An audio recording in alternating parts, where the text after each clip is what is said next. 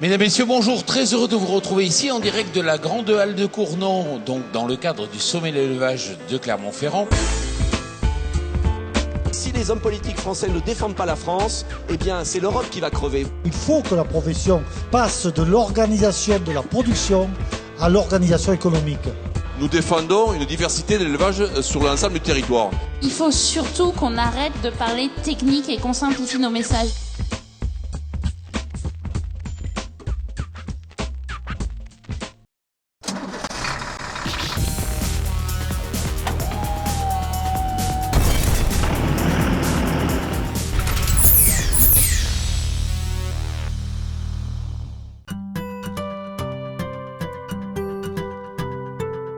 Mesdames, Messieurs, bonjour. Très heureux de vous retrouver pour cette nouvelle émission Power Boost tournée ici en Normandie. Alors on le sait, l'agriculture est en crise, mais ça fait rien. Il ne faut pas perdre espoir. Il faut limiter ses investissements, bien sûr, mais il faut aussi penser diversification. Et justement, je vais à la rencontre d'un agriculteur qui, à 20 ans, a su se diversifier. Et vous allez voir, c'est une vraie réussite.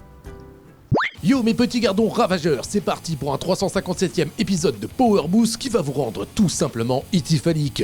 Et si vous ne savez pas ce qu'ityphalique veut dire, je vous incite à regarder dans un dictionnaire, voilà, ça s'écrit comme ça. Ce qu'on a trouvé chez Emmanuel Vauquelin de Latitude GPS, c'est rien de moins qu'un quad autoguidé. Une innovation appelée le Visiogreen et tout un tas de nouvelles technologies qui vont vous trouer le À propos de nouvelles technologies, on vous fait découvrir les derniers bébés de chez Fendt dans le secteur et Daniel Guilleux vous révèle tout de la pailleuse sécurisée de chez Girax. Sur ces 12 paroles, je vous laisse, on est en pleine préparation de notre plateau TV du sommet de l'élevage et je peux vous assurer qu'on vous prépare du lourd, du super lourd, du méga super lourd, bref, c'est en live bientôt sur notre chaîne YouTube. Top départ, enjoy, c'est l'heure des news. Akpil est principalement connu pour son matériel phare, le déchômeur Jaguar, disponible de 3 mètres jusqu'à 6 mètres de largeur, en portée et en semi-portée. Mais la filiale française du constructeur polonais se démarque cette année par le lancement d'une nouveauté, le Guépard, qui est un déchômeur à vigne. Il a été développé en collaboration avec des viticulteurs et quelques modèles tournent déjà dans la région de Cognac. On va à la rencontre d'Emmanuel Vauquelin, on l'a déjà rencontré dans de précédentes émissions. Vous savez, il est toujours agriculteur avec son frère sur une exploitation en Normandie. On va essayer avec lui de comprendre quels sont les développements en matière d'innovation sur lesquels il faut investir.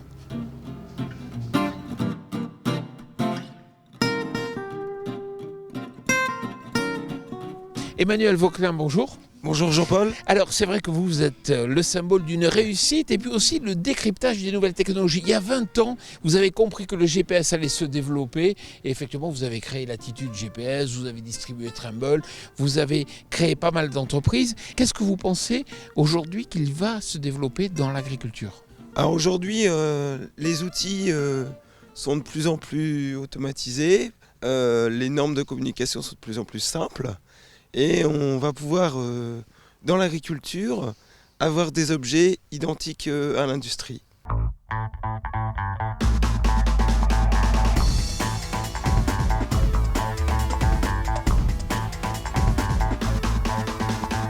Alors justement, on va retrouver Maxime, alors au volant d'un ATV, et vous allez nous expliquer un peu d'où est parti le besoin d'équipement de ce véhicule. Alors le besoin d'équipement de ce véhicule, il est parti tout simplement d'un voyage en Martinique où on a rencontré un agriculteur qui produit des bananes et qui a comme problématique la plantation. Cette plantation s'effectue aujourd'hui à la main avec une ficelle et un morceau de bois pour déterminer le positionnement des plants de bananes.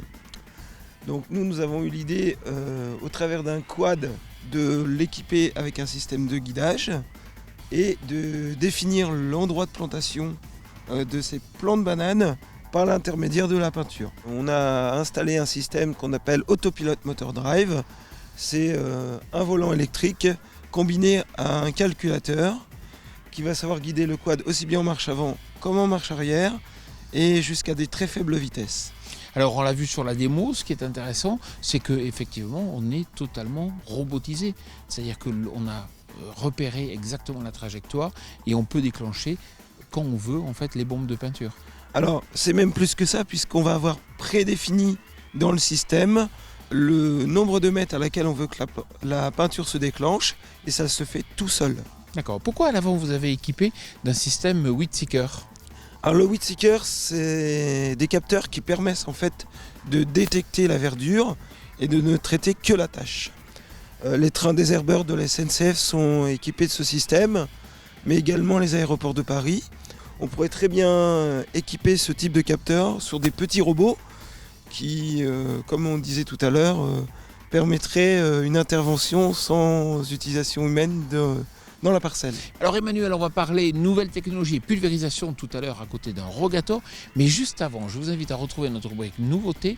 Vous allez voir, on va s'intéresser avec Girax à une solution qui permet de gagner en sécurité lors du paillage.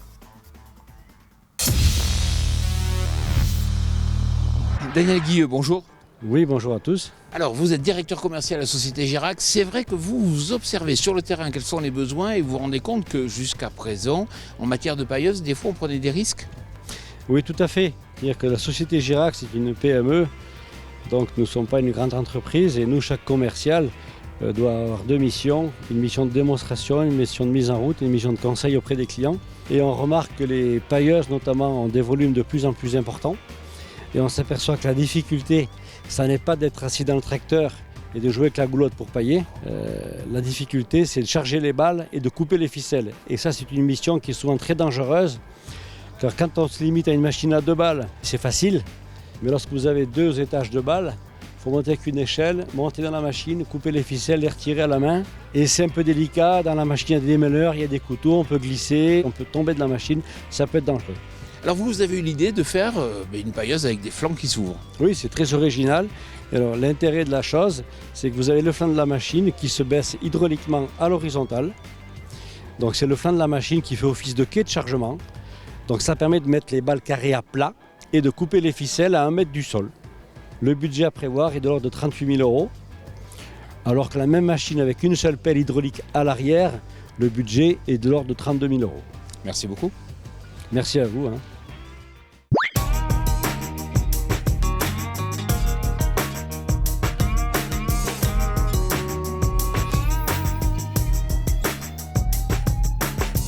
Maxime Godefroy, bonjour. Bonjour Jean-Paul. Alors vous êtes spécialiste de nouvelles technologies. Alors c'est vrai qu'on pourrait imaginer que 50% des agriculteurs pourraient faire de la modulation d'apport et pourtant peut-être tout au plus 5% et encore certainement moins arrivent à le faire. Pourquoi à votre avis ? Alors tout à fait, donc aujourd'hui les agriculteurs sont munis du matériel mais d'un manque de technicité, ils ne le font pas. Alors c'est peut-être pour ça d'ailleurs que vous avez créé un nouveau service, en quoi il consiste ? Tout à fait, alors à Latitude GPS on a développé un service multimarque, donc aujourd'hui nous avons fait l'acquisition de plusieurs boîtiers de différents constructeurs qui va nous permettre de pouvoir dépanner le client à distance et de pouvoir répondre mieux aux besoins. Alors quels sont les problèmes rencontrés ? En général c'est des problèmes de compatibilité, de câbles, de connectiques. Et par ce biais de cette hotline-là, on peut y répondre. Il y a aussi des fois des soucis de conversion de fichiers ? Tout à fait. Alors les logiciels ne communiquent souvent pas de la même façon et pas du même format et nous en sommes capables.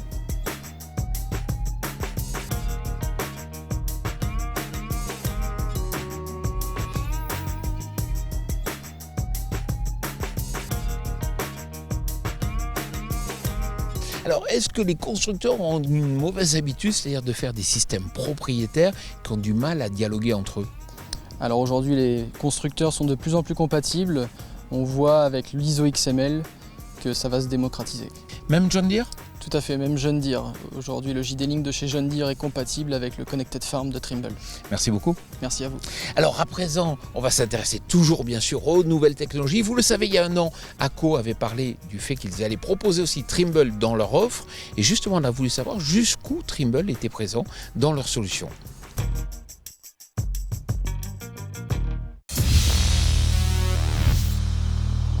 Youssef Karmani, bonjour. Bonjour Jean-Paul. Alors vous êtes responsable support technique nouvelles technologies chez ACO. Alors c'est vrai qu'avant c'était simple, vous montiez du Topcon et puis il y a un an on a annoncé qu'aujourd'hui il y avait aussi du Novatel et du Trimble. Vous faites plus Topcon ? Justement, notre partenariat avec Topcon est toujours d'actualité. Ce qu'on met en avant aujourd'hui, ce sont les ventes usines en fait. Donc aujourd'hui, le client a le choix entre 2 récepteurs qui vont lui permettre d'avoir plusieurs niveaux de signaux de correction en fait. Et quel était l'intérêt d'ouvrir comme ça votre offre en matière de nouvelles technologies ? c'est d'atteindre beaucoup plus de clients et surtout que chaque client trouve chaussure à son pied au travers des nouvelles technologies Hackofent. Youssef Karmani, merci beaucoup. Merci Jean-Paul.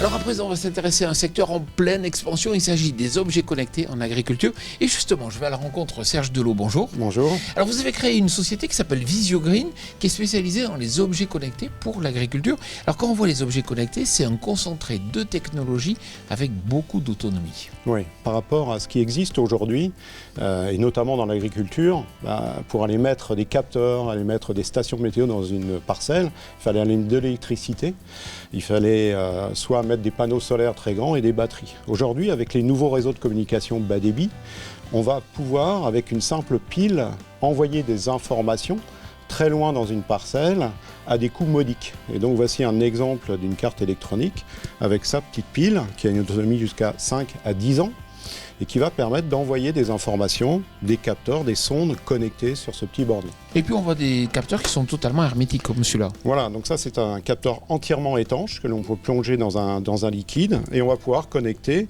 ce capteur à une sonde particulière, une analyse par exemple, un comptage de quelque chose. Et ça c'est remonté automatiquement sur un serveur et ça alerte l'exploitant sur son smartphone.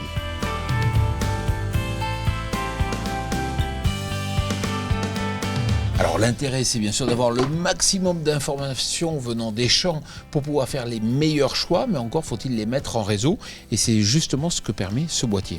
Voilà, donc aujourd'hui, les réseaux, il y a des réseaux publics, il y a des opérateurs comme Bouygues, Orange qui déploient les réseaux LoRa en France et partout dans le monde, mais l'avantage également de ces technologies, c'est de pouvoir installer des réseaux privés. Donc quand on a une grande exploitation ou quand on se regroupe entre agriculteurs, on peut installer une antenne de cette technologie-là dans l'exploitation et remonter des capteurs jusqu'à 15 km autour de l'antenne. Tout dernier point, vous lancez un pluviomètre avec une approche assez agressive en matière de prix.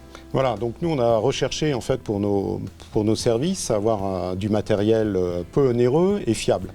Et aujourd'hui, en fait, on trouve des pluviomètres dans le commerce qui commencent à 400, 500 euros et souvent 1000 et 1500 euros. Quand ils n'utilisent pas le bas débit, ils sont assez importants avec des grosses batteries et des panneaux solaires. Donc notre idée était d'industrialiser, à partir de ces petites cartes, un nouveau pluviomètre, de baser le prix à moins de 250 euros. Et surtout avoir un abonnement très léger pour l'exploitant, parce que l'abonnement est également à moins de 25 euros par an, alors que beaucoup de produits encore aujourd'hui sont plutôt à 25 euros par mois. Serge Delot, félicitations pour cette initiative. Merci beaucoup.